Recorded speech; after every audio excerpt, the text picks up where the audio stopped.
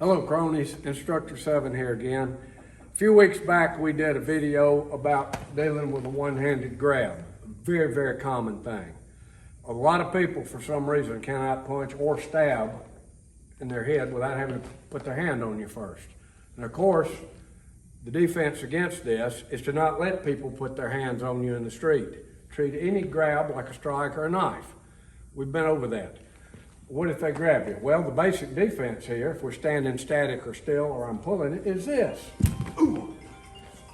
He moves his head off the center line, hits me with the shoulder and slams into my groin and grabs on. Now, if you've been grabbed, you're obviously not paying attention. And this could go one of two ways. It could either be here or it could be a shove.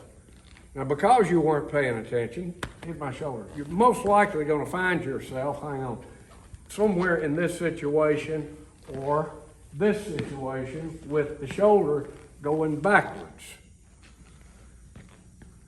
Now, there's an inherent weakness in this. Jiu-jitsu people will recognize this immediately. Slowly, when he extends his arm right here, this thing is extremely vulnerable to any blow. Notice what I did. This shoulder, grab hold. This shoulder is going back. This hand comes up to protect against that, and as I step back, I'm bracing it against my body, and this forearm is smashing right behind the elbow, just like a hammer fist or a heavy block. So here, bang! If that thing doesn't take it, I can repeat, or if I make contact, I can use a sawing or filing motion to roll it. If it fails inside, it's going this way. That's even better for all kind of things.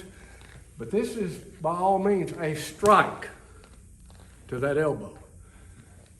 Now, it takes nearly nothing when a person is relaxed and does not expect it.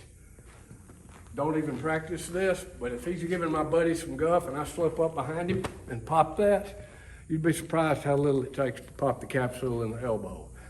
I once accidentally did an arm drag on a man demonstrating something, and he had big, thick Popeye forearms, wrists, and hands, and when I moved his arm out of the way, just the inertia, the weight of his arm, popped his elbow. Didn't know it at the time. Saw him in Kroger's a few weeks later, and he told me what happened. Man, you almost broke my arm. I had to go to the hospital. I had no idea. So be careful. Now, other variations. If he's pushing me back this way, obviously, if this shoulder's going back, this one is coming forward. This is a natural for all sorts of circular palm heels, hook to the body, hook to the head. Also, if he tries to square arm this thing, like he's going to shove me up against a wall, this is the obvious danger. Yes, I can still punch him with a hook, swing at me with that. That's easy to stop. As I get in here to his eye, as I get in here and claw his face, if he's shorter, I may go over it. If I'm shorter, I may cram it out here. But I'm getting right in his face and eyes. I can put that thumb in there, do it again. Right here, send it home with that hammer. All sort of things you can do. But you catch yourself going backwards with one of these hands come up, you either pop that elbow, get completely off the line, hook, palm heel. You can even throw a circular palm heel to the body. That is my left. That means liver. Bang! Right there. If it's the other way, spleen. Pop the elbow.